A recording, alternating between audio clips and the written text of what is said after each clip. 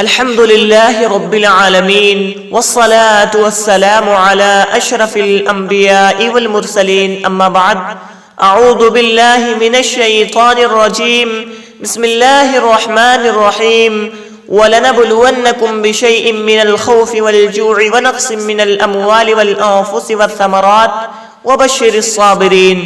محترم ناظرین و سامعین،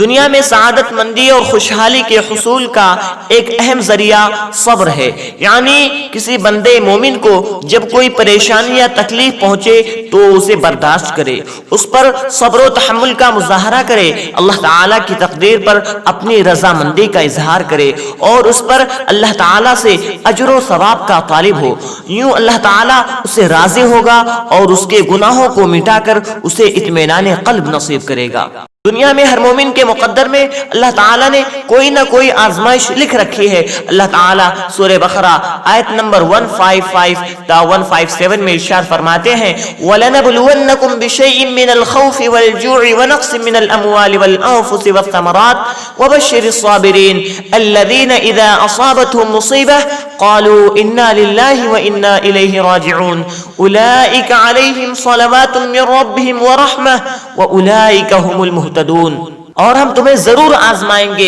کچھ خوف و ہراس اور بھوک سے اور مال و جان اور پھلوں میں کمی کر کے، اور آپ اے محمد صلی اللہ علیہ وسلم صبر کرنے والوں کو خوشخبری دے دیجئے، جنہیں جب کوئی مصیبت لاحق ہوتی ہے تو وہ کہتے ہیں ہم یقیناً اللہ ہی کے لیے ہیں اور اسی کی طرف لوٹ کر جانا ہے۔ ایسے ہی لوگوں پر اللہ تعالیٰ کی نوازشیں اور رحمت ہوتی ہے اور یہی لوگ ہدایت یافتہ ہیں۔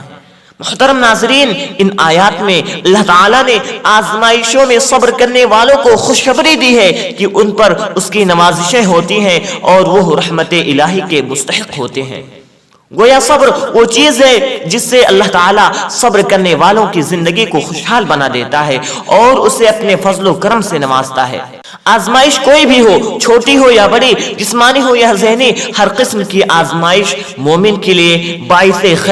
خیر کا ذریعہ ہوتی ہے، جیسا کہ رسول اکرم صلی اللہ علیہ وسلم کا ارشاد گرامی ہے۔ صحیح بخاری کی روایت ہے، حدیث نمبر 5642 ما يصيب المسلم من نصب ولا وصب ولا هم ولا حزن ولا اذن ولا غم حتى الشوكة التي يشاكها الا كفر الله بها من خطاياه۔ مسلمان کو جب کوئی تھکاوٹ یا بیماری لاحق ہوتی ہے یا وہ حزن و ملال اور تکلیف سے دوچار ہوتا ہے، حتیٰ کہ اگر ایک کانٹا بھی چبھتا ہے تو اللہ تعالیٰ اس کے بدلے اس کے گناہوں کو مٹا دیتا ہے۔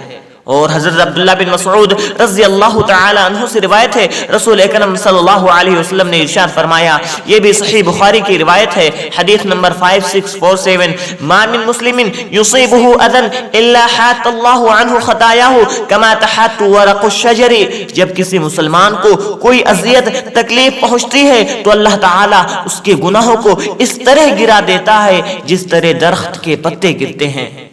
محترم ناظرین و سامعین، ان احادیث سے ثابت ہوتا ہے کہ چھوٹی سے چھوٹی تکلیف اور ادنا ترین آزمائش پر، حتیٰ کہ ایک کانٹا چبھنے پر بھی اللہ تعالیٰ بندے مومن کے گناہوں کو مٹا دیتا ہے، بشرطے وہ صبر و تحمل کا دامن نہ چھوڑے اور ہر آزمائش میں اللہ تعالیٰ کی تقدیر پر راضی ہو جائے۔ کسی بندے مومن میں جب یہ دونوں صفات صبر و شکر جمع ہو جائیں تو یقین کر لے کہ اسے خیر کثیر نصیب ہو گئی۔ رسول اکرم صلی اللہ علیہ وسلم کا ارشاد گرامی ہے، صحیح مسلم کی روایت ہے، حدیث نمبر 2999 عجبا لامر المؤمن ان امره كله خیر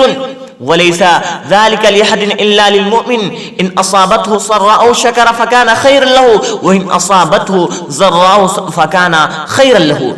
مومن کا معاملہ بڑا عجیب ہے اور اس کا ہر معاملہ یقیناً اس کے لیے خیر کا باعث ہوتا ہے۔ یہ خوبی سوائے مومن کے اور کسی کو نصیب نہیں ہوتی۔ اگر اسے کوئی خوشی پہنچے تو وہ شکر ادا کرتا ہے، اس طرح وہ اس کے لیے خیر کا باعث بن جاتی ہے، اور اگر اسے کوئی غم پہنچے، کوئی غمی پہنچے تو صبر کرتا ہے، یوں وہ بھی اس کے لیے باعث خیر بن جاتی ہے۔ محترم ناظرین و سامعین، اللہ کے نبی صلی اللہ علیہ وسلم نے اس حدیث میں مومن کی ایک صفت، ایک خوبی کا ذکر فرمایا ہے کہ جب اسے کوئی خوشی پہنچتی ہے تو وہ اس پر اللہ تعالیٰ کا شکر ادا کرتا ہے، تو یہ شکر اس کے اعمال نامے میں نیکیاں لکھوانے کا ذریعہ بنتا ہے اور اس کے لیے بھلائی کا ذریعہ بنتا ہے۔ اور اگر اسے کوئی غم پہنچے تو وہ صبر کرتا ہے تو وہ صبر اس کے لیے بھلائی کا ذریعہ بنتی ہے۔ اس لیے ایک مومن، ایک مسلمان کو جب بھی پریشانی لاحق ہو، اس کے لیے اس کے اوپر مصیبت آئے تو اس پر صبر کرے، کیونکہ یہ اس کے لیے بھلائی کا ذریعہ ہے۔ اور اگر اسے کوئی خوشی پہنچے تو اس پر اللہ رب العالمین کا شکر گزار ہو، کیونکہ اللہ کے نعمتوں پر شکر ادا کرنا بھی ہمارے لیے بھلائی کا سبب بنتی ہے، اور شکر کرنے کی وجہ سے اللہ رب العالمین ہمیں اور مزید نعمتیں عطا فرماتے ہیں۔ جیسا کہ اللہ رب العالمین قرآن مجید میں ارشاد فرماتے ہیں لئن شکرتم لازیدنکم، کہ اگر شکر ادا کرو گے تو ہم مزید تمہیں دیں گے۔